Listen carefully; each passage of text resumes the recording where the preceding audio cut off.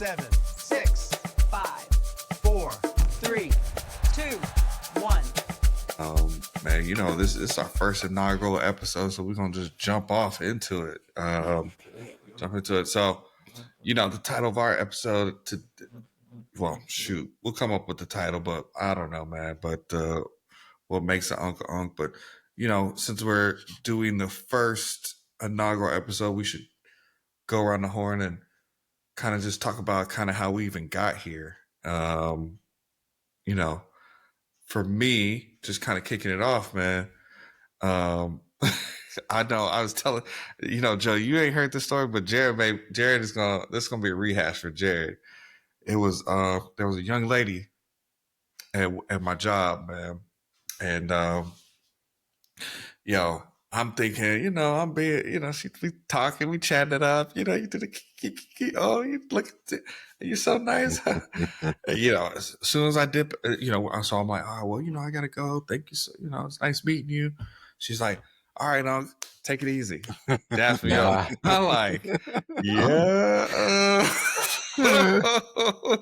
I was sitting there just like the Mr. Krabs meme, like, oh shoot, like an unk, like, because you know, it for the longest as a millennial, I've been the youngest in the office, so you one of the youngest. So this is the first time where, shoot, I'm being acknowledged as the old head now. So she's sitting there. I'm like, I had to double back and say, Unc, like, what do you mean? She's like, yeah, you know, you got gray hair. You know, you got the gray hair, like you Unc now. I was like, bro, that's crazy, bro. That's crazy. But you know, I mean, I think I was talking to Jared about this for like 3 weeks. It had to be about 3 weeks. Yeah, man. Bro, so she just called me Unc, man. I don't know what to do with this. That's you know, hilarious. but I mean, but you think about it, it's as far as like, but it started me to thinking about that transition from being the young buck in the office to the elder statesman, you know, to the older man, and what that means as far as like, I mean, you know, when you the young buck, let's just be real. You the young buck, you out here just out here. You know what I'm saying? Your priorities are a little different at the office, you know? But unfortunately, you're correct. The priorities is a little different at the office. But now, you know, as the elder statesman, shoot, you got to come in a little bit more professional, a little bit, not even professional, but just a little bit more mindful of, a little more put together, you know? It said, I think somebody said, foolishness don't look good on you when you're an old man, when you got like gray hair. That's right. It don't look good on you. That's so right. Shoot. It's no longer excused. You should know better. Hey, it's like, you got your hand in the cookie jar? You 40, bro. Come on. 40 years old in the cookie jar. What are you doing? So, man, it just, it's one of those, you know, the like you get the Bible verse of like, you know, putting away the childish things, right? And what that means as far as being able to just know that, all right, that was good for them.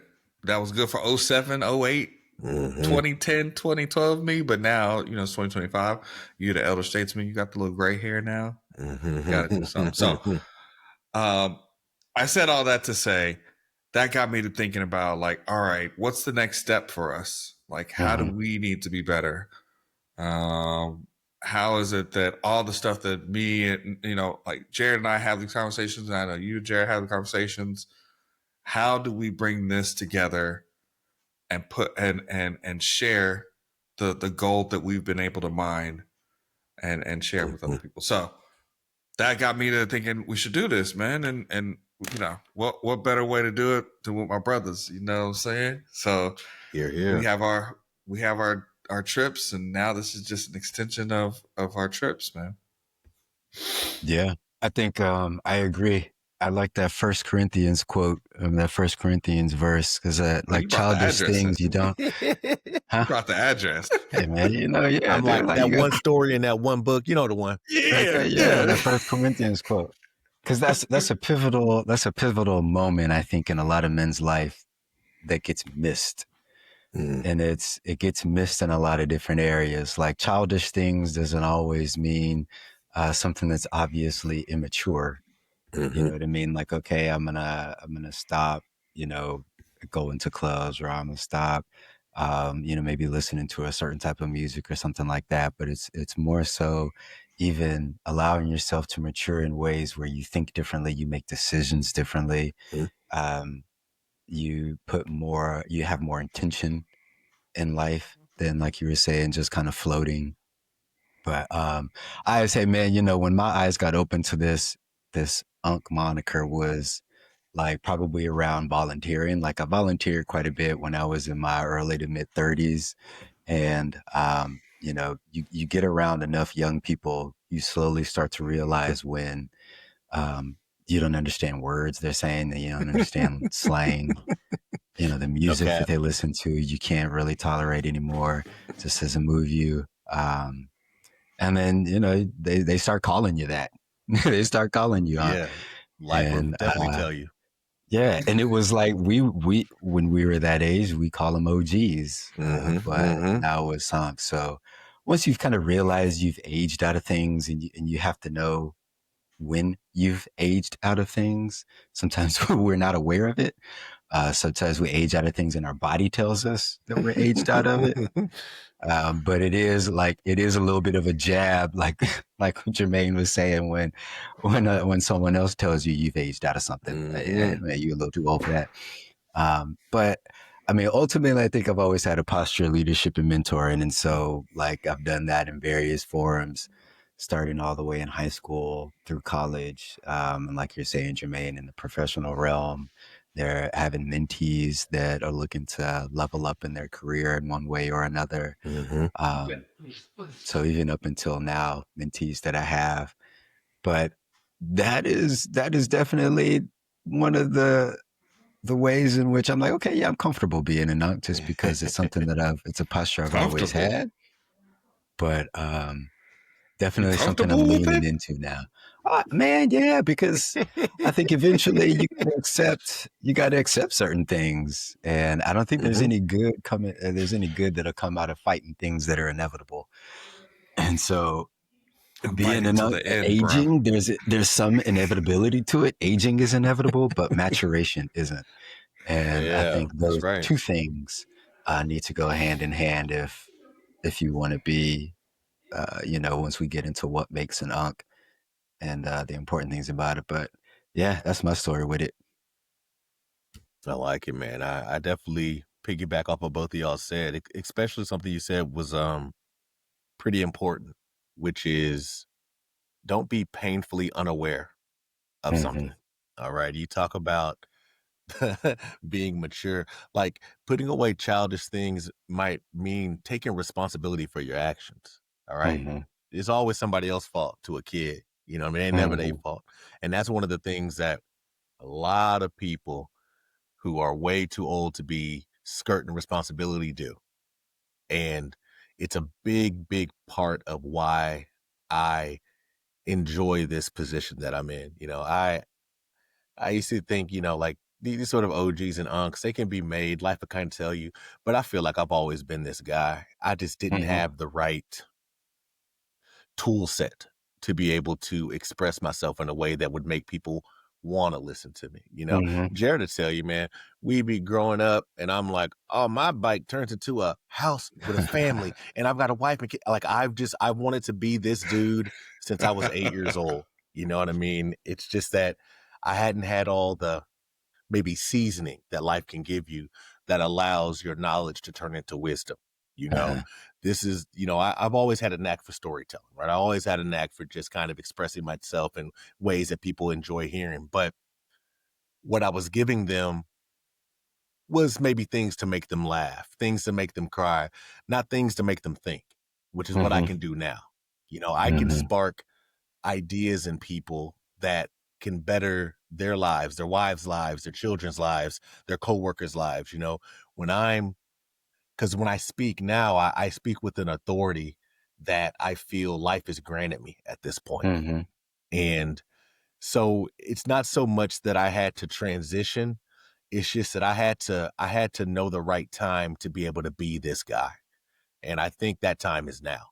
Mm-hmm. You know, it definitely makes it easier when, you know, I go and buy some beer. They're like, we don't need no ID. You're definitely fine.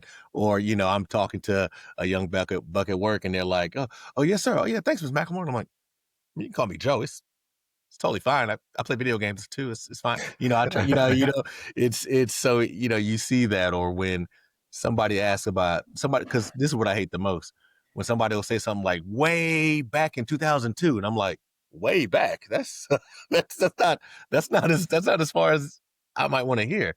So those are the things, like you said, life will let you know when you're an unk, if you don't realize it yourself. It definitely will.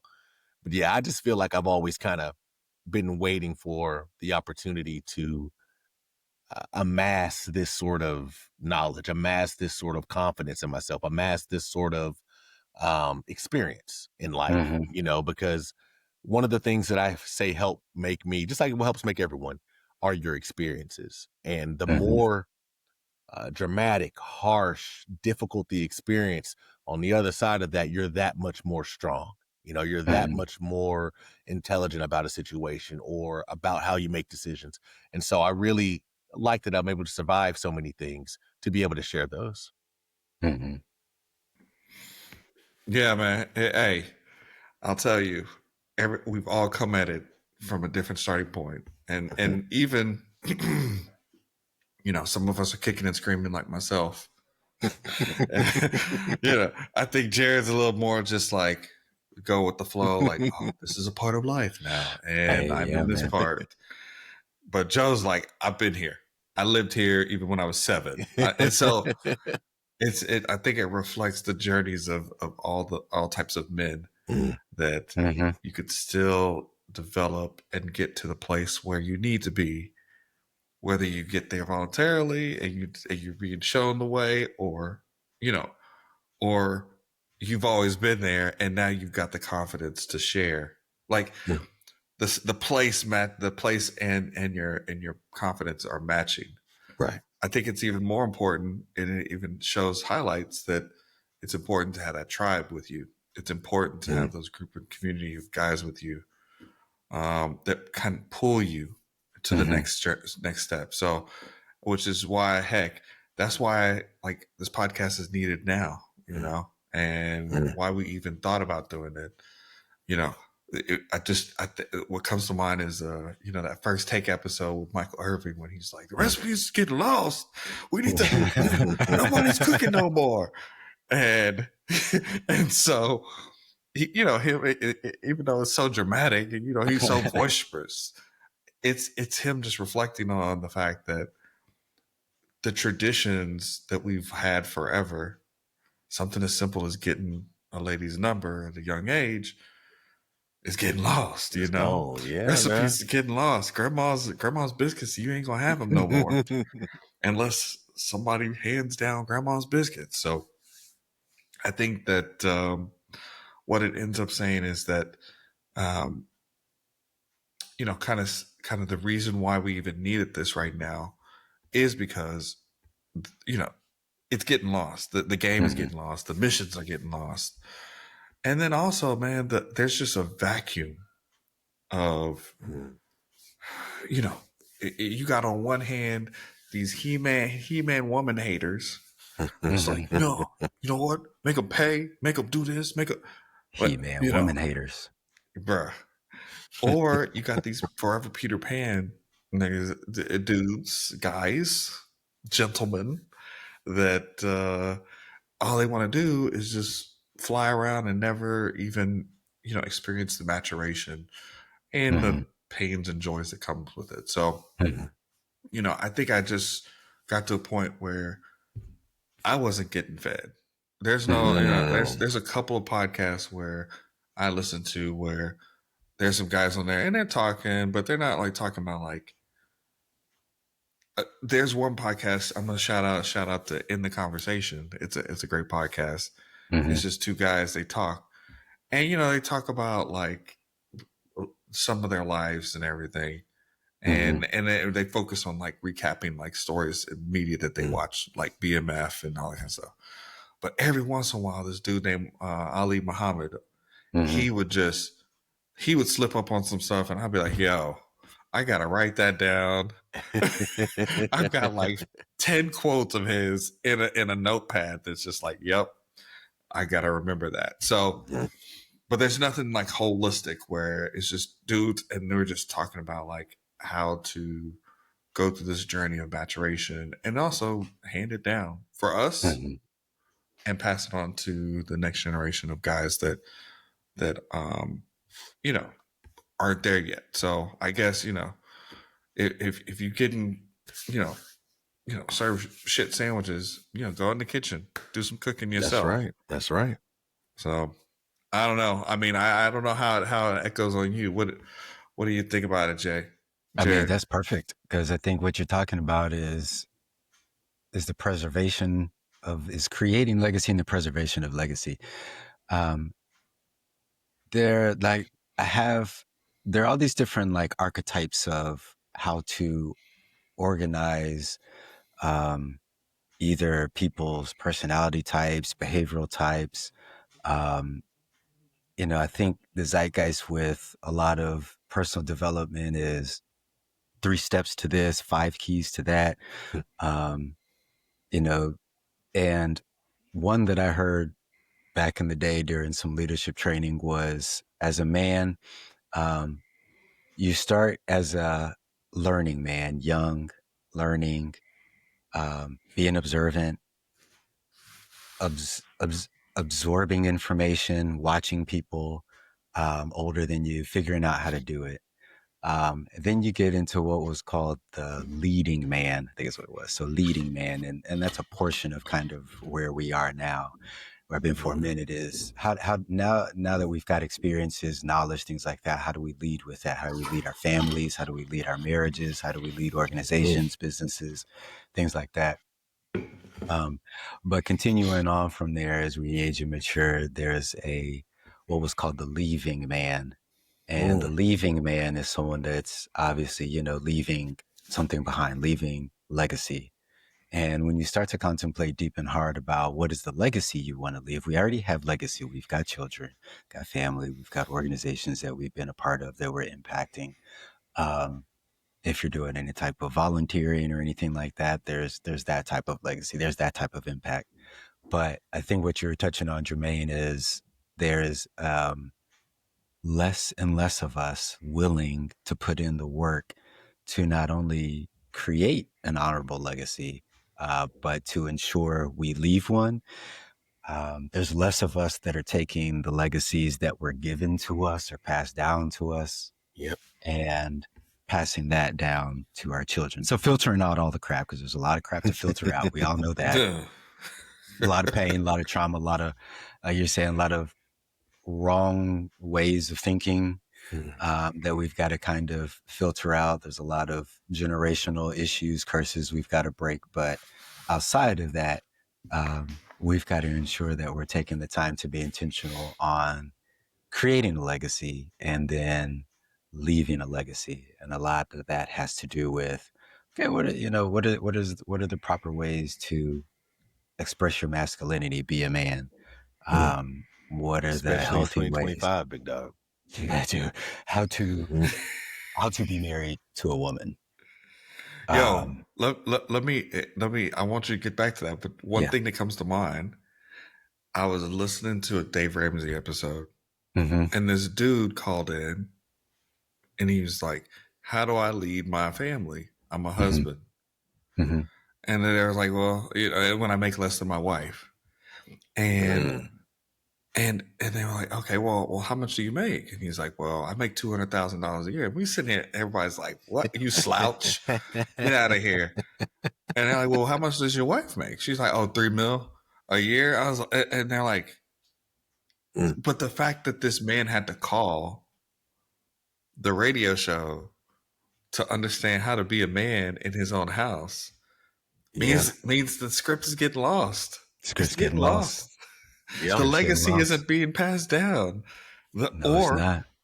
Or he probably tried with he started, taking the advice that's out there now and then realized, oh shoot, that ain't gonna work in this household because she gonna look at him like, you don't get your little self out here. But it's that legacy, like you were saying. I didn't mean to interrupt, but I thought that's good. It was That's this good. hilarious story. Legacy is important. Legacy is important, especially if you don't want to create a generational curse or issue in your family. So but it's not you might just be money. It's not just money legacy. No, that's not money legacy. Typically, money is generally secondary or tertiary to things that are actually important and primary. And we live in the West. Yeah, we live in the United States. But I think if most people got a chance to take some time to visit other places, realize how little money should matter. Now, money's got to matter from a survival perspective. You got to be able to eat, put a roof over your head and clothes on your back. Outside of that, you got to be the one that's intentional in determining how much time you want to sacrifice making money to buy the things you want to buy, if they're all that important and priorities to you, and what you're willing to give up to get that. And that's part of the maturation process. It's part of being a man. It's part of being an aunt. But I think what's important with what you were saying, Jermaine, and what we'll touch on and going forward, and Joseph, you'll have a chance to touch on it, is what I was thinking about was creating a legacy and leaving a legacy. Yeah, I think two of the most important things you said there were proper and honorable. Because trust me, everyone's leaving a legacy. Whether or not that legacy is honorable, yet to be determined for a lot of folks. And that's something that is, we talk about having intention. That has to be part of everything that you do. It can't be, I'm gonna talk this talk on this podcast, but then as soon as the camera go off, I'm some lazy bum. It can't be that. You know what I mean? I can't be doing it for the clicks and my life's falling apart. I can't be doing it for the clicks and then, I'm bouncing. Oh, I can't really foreclose on my home. You know what I mean? Like the amount, I think that's the reason why it's the perfect time right now. I think all of us here have realized where it is we are in life. We've all got children who are starting to get a little older, and you're starting to see, they're not learning the things that I learned from whoever it was that I learned it from. Now, it's our job to kind of filter. All right, I learned what I learned, but there was some shortcuts that were taken on me. That was actually the wrong type of advice. And so we got to filter that to make sure it's in a way that's going to still be beneficial to this next generation, especially with the world that they're growing up in, because as y'all well know, the way we were parented is frowned upon today. I don't necessarily agree with that. I think there's a lot of throwing the baby out with the bathwater when it comes to how harsh dads need to be. Because let me tell you something, man. Boys need fathers. All right.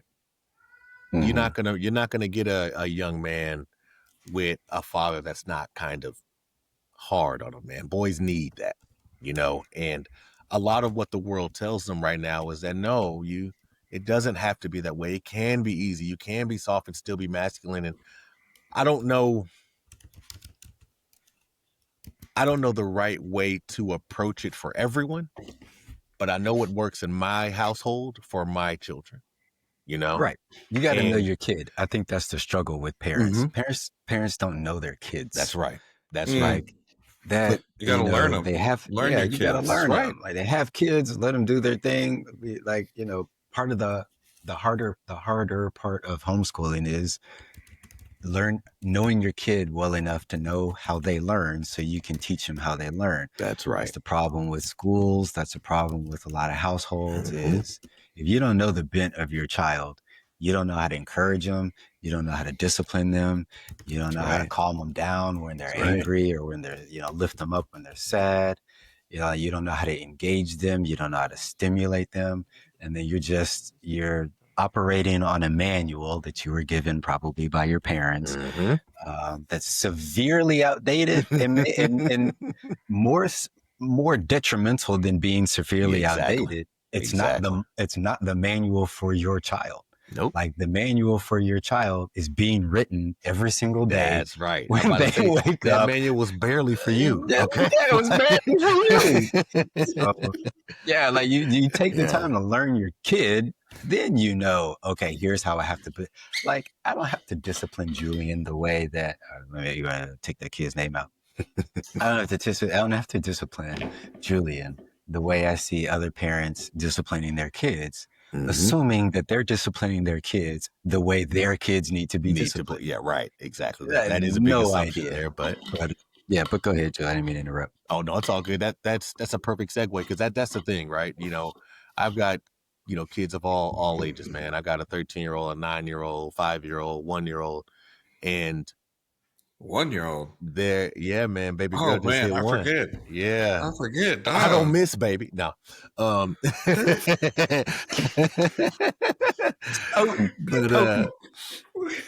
so it's like, you definitely, when you learn who your child is and who they're becoming and why they're becoming the person they're becoming, it does change how you have to interact with them.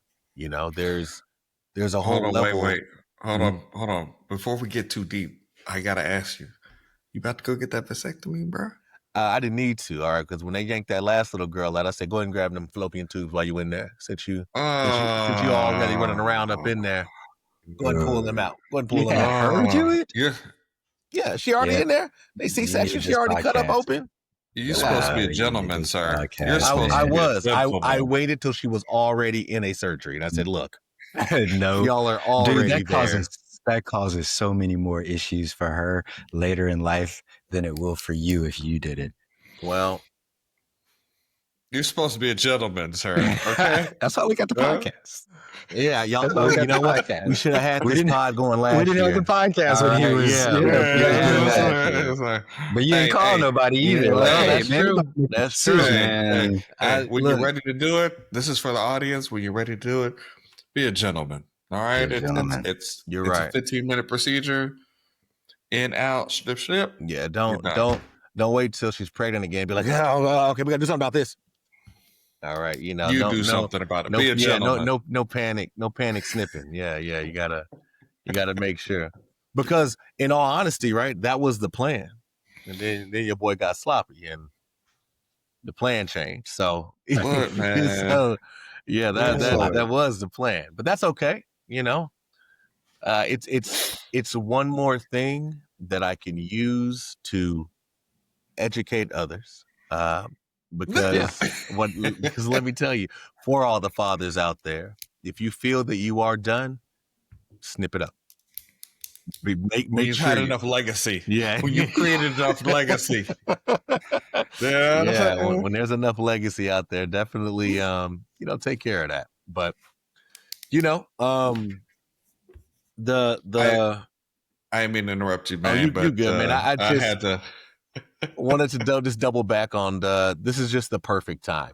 This is the only time I've been this age with successful friends of this age who have the longevity of their lives, the stories of how we got here.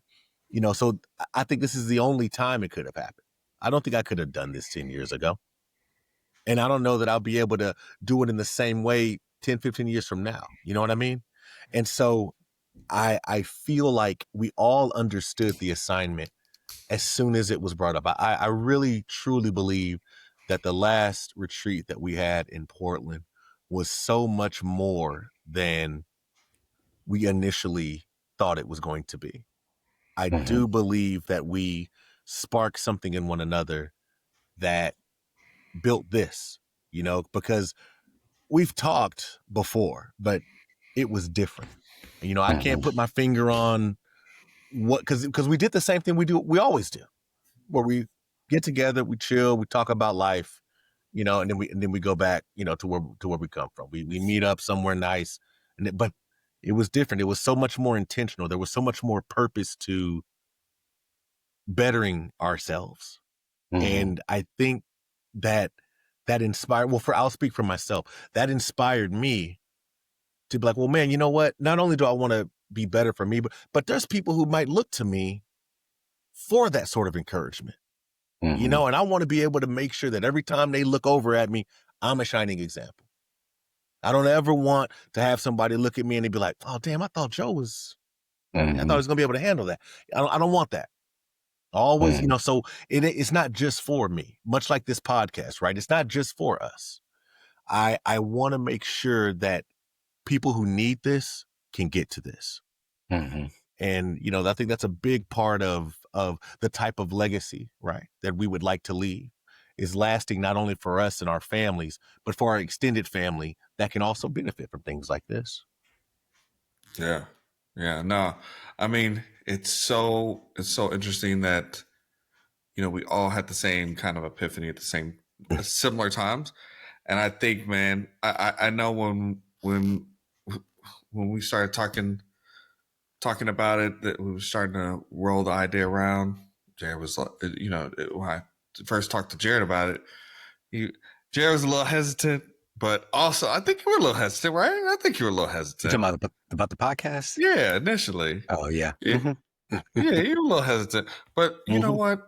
Jared's a shy guy. You know what I'm saying? He don't want a lot of attention. And I'm here for it. But I know, Joe, when Jared told you about this, you was like, give me a mic and let's go. I need to be on today. Because we brought it up when we were leaving Portland. Yeah. We brought it up and we're like, yeah, we're going to do this. So Joseph, be ready. And I think maybe Jermaine was probably the only one that was like, yeah, we're actually going to do it. And in my head, I was like, yeah, we could do it. Maybe we will, maybe we don't. But I got to thinking, that weekend, it was like, we need to get IP. We need to get emails. I need to get my LLC together. I need to okay, well, what do we do about how do we market and I mean, but that's just how my brain works. I mean, you guys know when we went on Treat, it's like, what are we going to do next? What are we going to do? So, my brain just always goes and I'm thankful for it, by the way. All right. I really am. Look, I've always, the vulnerable moment for you guys, but I've never thought I was really good at anything. I never thought I was ever really good and creative about anything, but I like to help people create. I see so much, I see talent in everybody else. And I'm like, I want to help take my crazy noodle brain, excuse me, and make them better. And I think that's always how I approach things. I don't see myself as like, oh, well, I'm a master speaker. I'm like, no. I know some real charismatic people, you know what I'm saying? And I want to put them on to where it would give them a place to where we can talk. I may know how to facilitate a conversation, maybe. Right. But as far as charisma, I know some charismatic brothers. And so, what we need now is just putting it out to the world in a positive format. In a positive way, so that it can be consumed and people will just want to just, I don't know, be better. I mean, there's so much, there's so much. I can't even watch the news anymore, man. Real talk, man. Yes. I can't even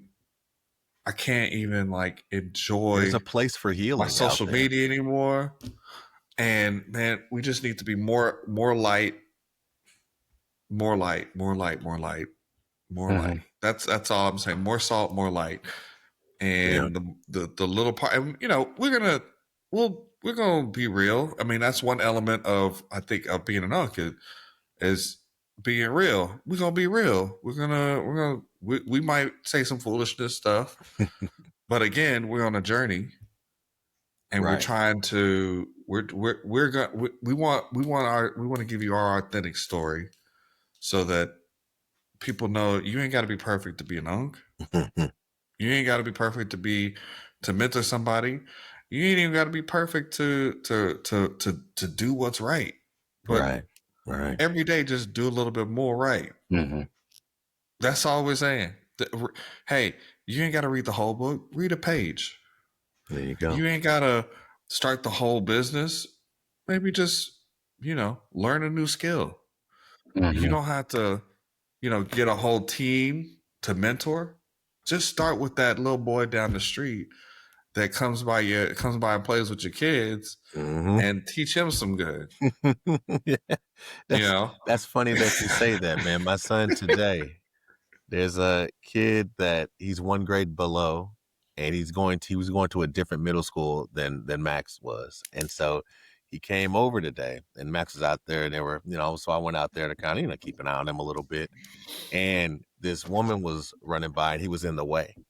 And when she was trying to get by him, like, I guess he didn't see, he's behind her. But when she was going by him, he didn't say anything to her. He just kind of moved out of the way. And I was like, hey, man, whenever you're in somebody's way, you always say, excuse me. And I was like, especially if it's a woman. All right. And I was like, and he was like, well, I never have to say excuse me anywhere else. I said, well, you have to do it here. So I said, I always want to see you doing that, So it's funny that you mentioned that, because that's sometimes it's as easy as that. Sometimes it's just a little nudge where he felt heard or seen, or at least felt that somebody was trying to help him. And that might be all it takes for him to want to seek that in whoever it is, in his father, and whoever it is in his life, And it's funny because we don't really think about, and I don't think about those as like real teachable moments, but I guess it could be, Well, take that moment and apply the butterfly effect of that one boy learns to say, excuse me, to every woman. And now every woman he meets, he treats with just a little bit more respect. A little bit more. Right. And that shows the world to treat women with respect. And his mom thus creates a cycle. Like, oh, excuse me, Mom. And she's like, oh, look at Mr. Manners. And then he likes that response. And all of a sudden, he likes that response. Right. Yeah, you're right. And all of a sudden he's telling his boys, nah, man, don't disrespect. And then, you prevent him slapping up on some girl. Because he's like, I'm going to respect women because I know I need to say, excuse me. Like, we don't know how things can, for the good or for bad. Sure. Like, so even for the bad, and we're not going to mention we're not going to mention a lot of politics, but there's a politician now that's very famous. And I didn't know this, but even back in 2008, this politician was on a very famous evangelical TV show. And I didn't even know that. Like, I've been in the Christian church spaces for a long while. But even then, like, I didn't even know that he was on TV like that. Yeah. And the fact that those little moments, and now you extrapolate to now, the whole Christian community is kind of, a certain segment of it is captured and by this famous person. And so for the bad, it can be, or for the good, it can be, where it's you teaching this kid, and he's a politician out here advocating for women's rights. It can happen. Right. It can happen. And we want to put that good out more and more every day. And so, but I think I had mentioned just a few minutes ago, like, what it means to be an unk. This podcast is not only for the young bucks so that we teach them, but it's to create that community for the other unks so that they know they're not alone. And, they can have somebody to call. I mean, we're going to put the number out, in the beginning of the podcast and at the end. But what makes an unk is you got to be real, man. You have to be real. You have to be authentic. You have to want to bring your whole self to bear. Like, we don't need, like, I mean, you kind of vaguely mentioned this, Joe, as far as like being perfect or or being held accountable, and that's what we want. Like, we want to hold people accountable. We want to break the stigma of that word as being a negative. It's not a negative. Accountability isn't negative. Learning doesn't come from wins, they come from losses. That's right. So in order to progress and learn, you have to take a few L's, but it's what you do with that, and that accountability helps turn those losses into learnings. And so we want to encourage everybody.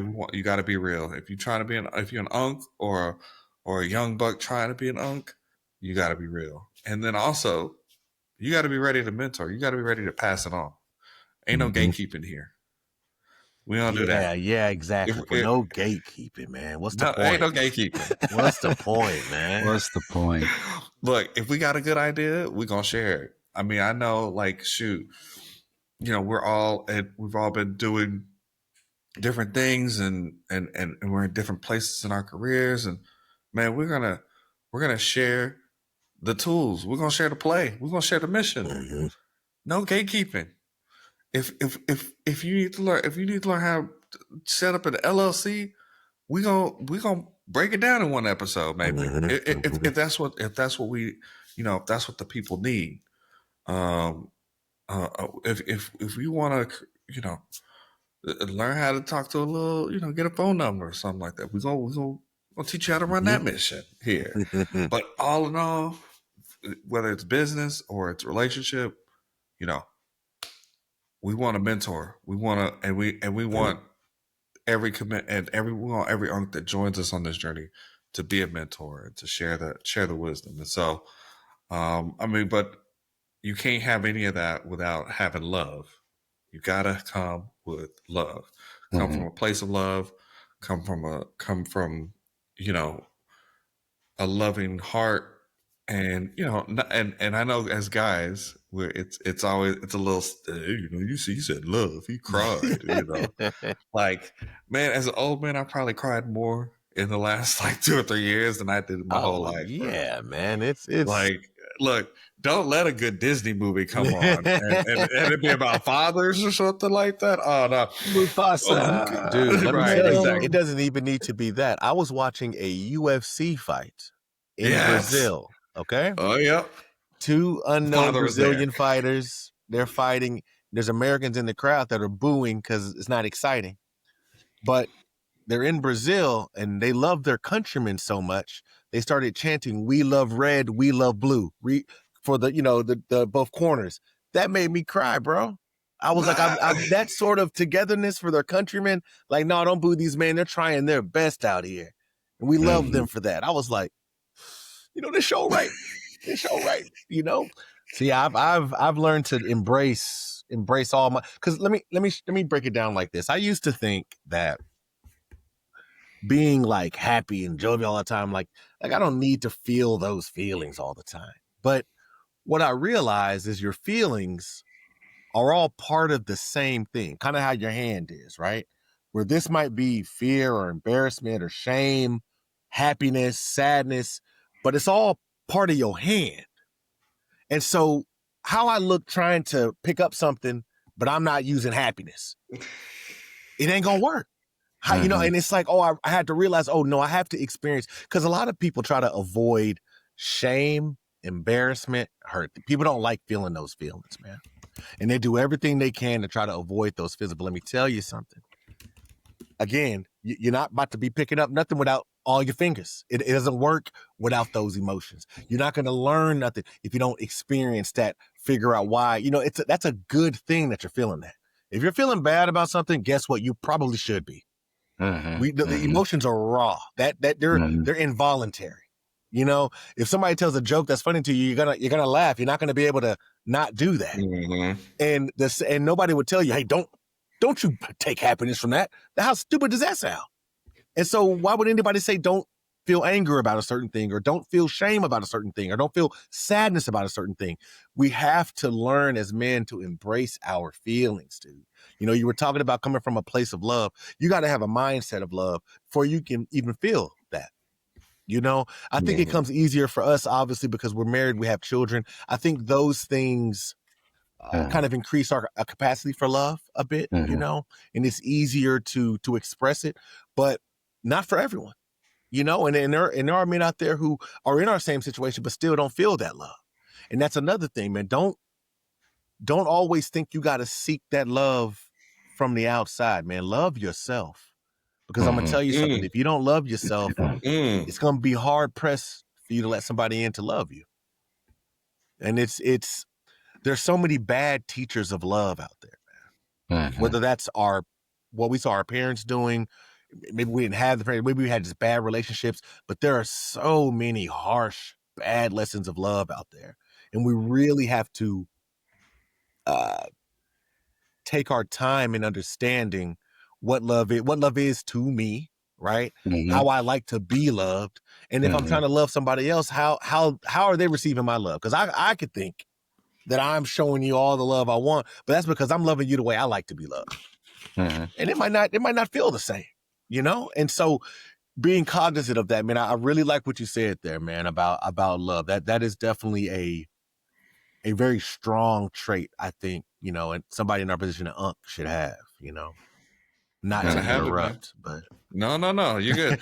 Hey, and we're gonna even stop saying not to interrupt, because we interrupt all the time with each other, man. Hey, in a couple episodes, we're gonna have the bourbon when we drink it.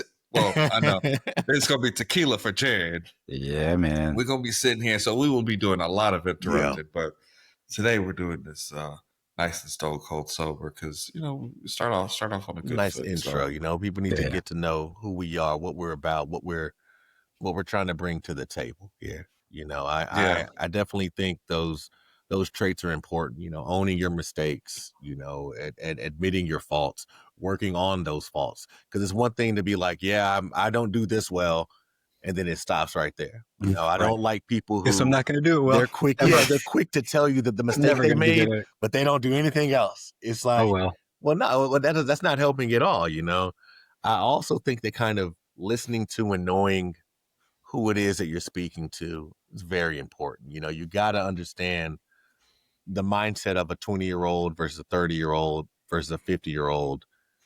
Very different, or at least should be, in my opinion, you know. And most times when you come across those age groups, you are going to find differences in the way they think about certain things. And that sort of mentoring gets a little tough, because in that space there, you don't want to give answers. You know, you don't want to force an answer on anybody. You want to lead them to a place where they can figure out that answer for themselves, because it is going to be different. You know, a lot of us view the same picture completely different ways. Y'all remember those optical illusions where it's like, oh no, it's two women, no, it's two dolphins. But that's kind of life a little bit, where we could be looking at the same thing, but I see something vastly different than you do. And that might be okay, because maybe you need to get something different from that painting than I need to get. So I would rather not tell you what to look at, but I do want to lead you to an art gallery so that you can see these paintings and get something from it that you can build off of, you know? And I think that's very important, because, like, on one hand, right, my ego wants to say, I helped you. I gave you this information and it helped you and you're better for it. And now I feel good. But that's not what it's about, man. You can't have selfish motivations when it comes to this sort of stuff. Because that'll always just end poorly, I think. You know, you need to come, again, man, I'm telling you, Jermaine said it best, dude. It's got to come from a place of love, because love, I think, is the most authentic feeling we feel, man. I think it's more authentic than anger. I think it's more authentic than anything that we feel, because love, I feel our lexicon is too limited to express what that is. But we know it's real and it's palpable. We understand. So I think that that's the best starting place that you can have is that love. Cause I think it's the most authentic place to start. You know, everybody knows what love is. Even if you've never had it, you still know what it is because you ain't had it. Like that's how powerful love is, dude. Is that you can know what it is without ever experiencing it. Now you're probably worse because of that, but hey, that's why we're here. All right. You know, it's all love all the time. I say that kind of like, you know, I watch a lot of streams and it's funny. I'm unking all those streams because, you know, it's young folks watching these games and all this, these on Twitch and stuff like that. And I'm just Joe from work. Oh, what's up, Unc? Yeah, I'm unking there, but I drop that knowledge no matter where I am, you know? And it's funny how receptive they are of it. It really tells me that there's a need for this because, you know, we're watching, let's say, some streamer play Call of Duty. It's fun. Okay, you got that kill. But then all of a sudden, an offshoot conversation I start about how to love your wife better is more interesting in the chat log than what's going on the screen. And that tells me a lot about what people are seeking out here, man. They want connection. They want to feel like they're part of a community. And we can offer that here, you know? And I think we can offer it in such a positive, with positive messaging and with positive information and with positive ways of looking at life and thinking that can really, I don't know, it makes me feel good thinking of the possibilities of that. I really like that.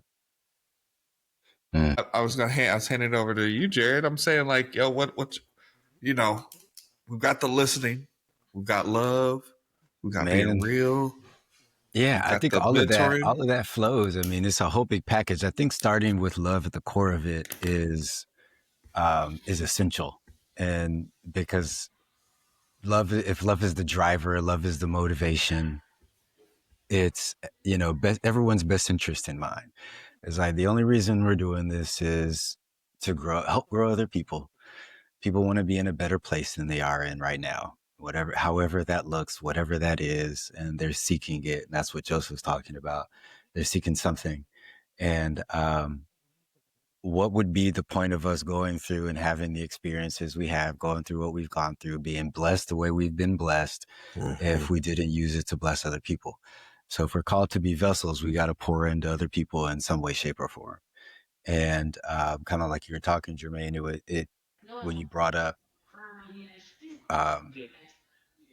just kind of in your comings and goings, you can be a light, you can be a blessing, you can give a word of wisdom, you can offer some correction to a little kid. Like those things remind me of the parable of the sowers. I used to know where that was. Matthew, it ain't so easy. Middle of Matthew somewhere. Yeah, Matthew. I want to say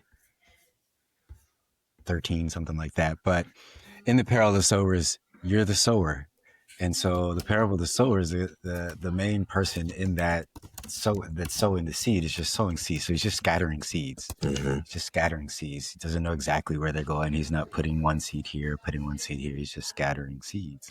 Matthew 13:1. There you go, 13:1. Also found in Mark 4, but you know, I mean, that's enough. Jim and I helping me out here. Okay, yeah. Hey, look, we got to learn that AI one of these days. But yeah, you know, I think that's the purpose of all of this. That's the purpose of us getting together. That was the purpose of the trips that we've been taking. The purpose of wanting to take this to another level. That's been, I don't, you know, honestly, I don't know personally, I don't know any other way to operate. I have no other way of operating. Like I tell you, every time I come to Houston, Joseph, and I call you up, I'm like, hey, let's get together. That's love, man. That's like, I know this brother don't drive. Every time Sam asked me, she was like, has Joseph ever come to the house? I was like, I think the last time Joseph was at the house was like senior year of high school when you came to that like graduation party. I was like, every other time I've had to go to him. But that's love. That's because of the relationship we built. That's like, you know, Jermaine, I think when we talked on video chat and you were like, I think this is the first time we've ever video chatted. out of all the times that we've talked and stuff like that. But, you know, love being the driver can drive you to do the most things, good and bad. Fear, like you mentioned, Joseph, can drive you to do a lot of things, but not as much as love can. Greed, envy, jealousy, those are vices, but like you're talking about happiness, peace, those things can drive you to do a lot of things, but they're not all encompassing like love. Right. Love can drive you to create. Love can drive you to destroy. Love can create life and love can destroy life. And I don't want to wax too poetical, but I think you guys touch that. I don't even want to go into my Unk stuff just because like it doesn't touch as deeply as love. Yeah, there are characteristics of an Unk that you should or need to have. Like you said, Joseph, the introspection, having an accountability for oneself, discipline, being on a constant journey to learn, prioritizing certain things over your own your self desires, motivations, emotions, things like that. Being able to reflect on self. And I think that's why self-mastery is such a large component of this. Part of self-mastery, probably one of the first things of self-mastery is what you mentioned, Joseph, was just loving yourself. Love yourself. You can posture yourself to be able to master yourself. And you don't see self-discipline as something that's negative. You see self-discipline as another way to love oneself. And that's also how you know if discipline is coming from love. That's how you know someone loves you, when they're disciplining you. Hey, real talk. Yeah, because if I didn't care, I wouldn't care. Wouldn't care, you wouldn't care. care. Yeah, sure. Go do that. No big deal. But go do this, go do that. Yeah, I don't care. Yeah. But discipline shows concern. It shows the person sees something in you that's more than what you may see in yourself. And so I mean, honestly, I think we could probably end on that component. If there is a component that you have to be an Unk, as we call it, and be genuine in who we are and who we're trying to be, and be genuine and authentic in how we're trying to, move and impact people's lives, it's got to come from love. Simple as that. Cool.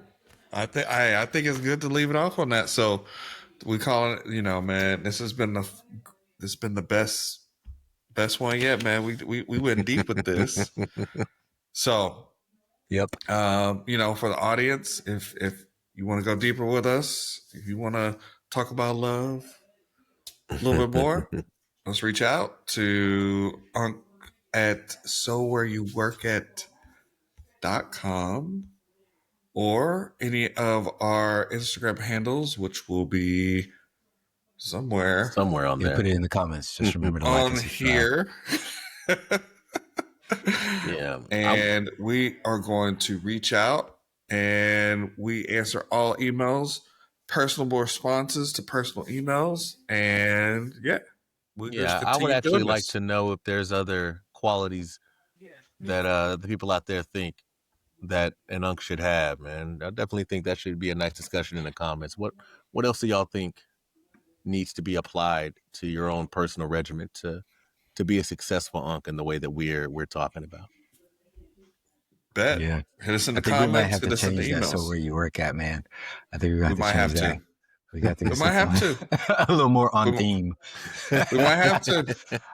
Trying to make I have to. make the connection. I have to change the domain name. Look, hey, we've talked about that. Yeah, we did, man. There was just too much, man. There was just so much going on, and Yep. Yeah. Hey, watch. I'll put that in the notes to check. But for now, that'll be the email. We'll get it changed here in the next couple of weeks. We'll get it taken care of. The admin will admin. So admin will admin. All right, brothers, and I love y'all. Well,